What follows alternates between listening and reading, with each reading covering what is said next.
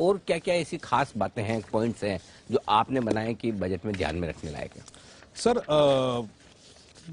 हमें ये नहीं भूलना चाहिए कि ये बजट जो है वो इलेक्शन से पहले है।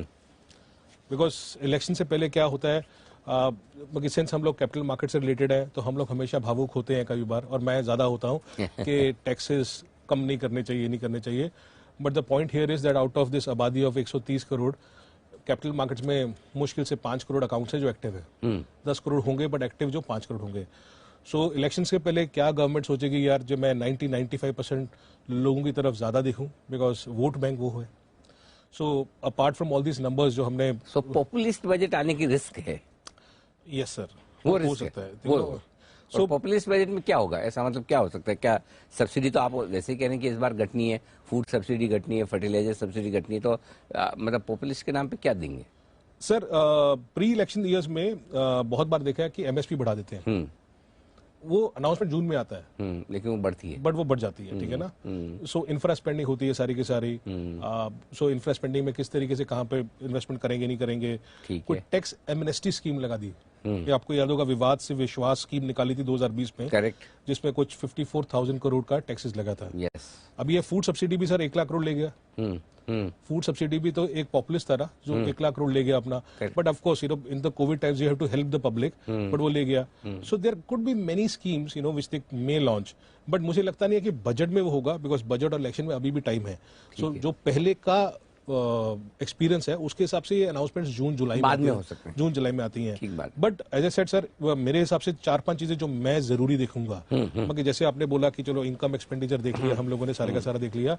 One thing which the government has actually failed is divestments. Divestment के नाम पे वो 65,000 करोड़ की बात कर रहे थे, उसके सामने ऑलमोस्ट 30,000 करोड़ आया है। So that is an area जहां पे उन्होंने कुछ किया नहीं है। And we have been thinking about all this BPC, आपको याद है बीपीसी की बात, कॉन्कोर की बात, पता नहीं 2 साल से कर रहे हैं हम लोग, क्या ये हो जाएगा। अभी फर्टिलाइजर का भी बोलते हैं कि बैक बर्नर पे डाल दिया। आरबीआई से डिविडेंड कम आया इन लोगों को, सो आरबीआई का डिविडेंड हो सकता है आगे जाके बैंक से डिविडेंड ज्यादा आएगा, जिस तरीके से बैंक्स के नंबर सारे के सारे हैं। But what is the game plan on divestment? It has to be very clear, because जिस तरीके से मार्केट है उस तरीके से ये अभी धीरे धीरे सूटी का स्टेक बेच रहे हैं, सारे का सारा बेच रहे हैं। But they have to be very clear. Sir आप सोचिए, अगर वो निर्मला सीतारमण जी बोलती है कि ये 25 ईयर टोन इंडिया की सेट करेगा ये budget, then she has to think really on the growth front, right? Then she has to think about कि गवर्नमेंट का क्या लेना देना, बहुत सारी एंटिटीज में क्लीन अप चाहिए, वहां से निकल जाओ। अगर वो 25 साल की बात कर रही है, इतना बड़ा विजन रखना चाह रही है, तो कुछ ना कुछ बड़ा होना चाहिए। रैशनलाइजेशन ऑफ एलटीसीजी, ये भगवान करे हाथ भी ना लगाए, सोचे भी ना, तो ये बहुत जरूरी चीज है। डाइवेस्टमेंट सर मैंने बोला कि उस पर क्लैरिटी होना चाहिए। कैपेक्स का नंबर 9 लाख करोड़ का बहुत जरूरी नंबर है। ये 7.7 लाख करोड़ था, ये आगे जाके 9 लाख करोड़ होगा, कितना होगा? पॉपुलिस्ट मेजर जो मैंने आपको बोला किस तरीके से है।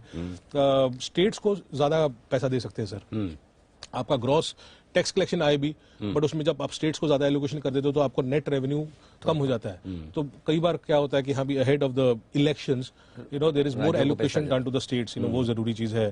और पर्सनल टैक्सेस में आई डोंट नो, थोड़ा बहुत टिंकरिंग होगा, बट अगेन सर अगर आप एफएमओ, तो आप ये सोचिए कि that will not take huge pie from you.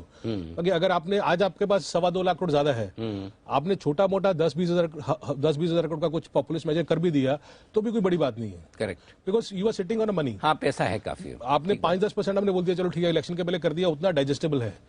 हाँ, तो यही इंपॉर्टेंट चीजें हैं जो देखना चाहिए। But I don't think so कि कुछ ऐसा करेंगे जहां पे मालूम चला यार 1 लाख करोड़ वहां लगा दिया, 50,000 करोड़ वहां लगा दिया, तेन आपका मालूम चला कि ये हम जो 17 लाख करोड़ का डेफिसिट देख रहे हैं ये 20 लाख करोड़ का हो गया। हमने 12% 13% अगर ग्रोथ का एजम्पशन लिए टैक्सेस पे, उन्होंने 20% पकड़ लिया। तो ये सब चीजें फिर वो थोड़ा सा मैथमेटिक्स खराब हो जाएगा सारे का सारा। बिल्कुल, लेकिन उम्मीद करें कि ऐसा कुछ होगा नहीं। और इस बार वैसे बजट बनाना बहुत मुश्किल काम नहीं है, और स्पेशली अगर 25 साल के व्यू को लेकर बनाना है तो ग्रोथ फोकस होना चाहिए। और बजट के दिन तो वैसे भी आप साथ होंगे ही, और पूरे डेटा नंबर्स का आप पूरा विश्लेषण करेंगे। लेकिन आज बजट को बहुत आसानी से समझाने के लिए नंबर्स कहाँ ध्यान रखना है, नो वो सब याद करवा देने के लिए, ताकि अब बजट के दिन बड़े है ना, इतने लाख करोड़ ये देख के सुन के डर न लगे, ये डर बिल्कुल निकल चुका है। तो बहुत बहुत धन्यवाद बजट की पाठशाला के लिए, और हर साल की तरह इस बार भी हमारे दर्शकों को बजट एकदम आसान भाषा में और नंबर्स रटवा देने के लिए।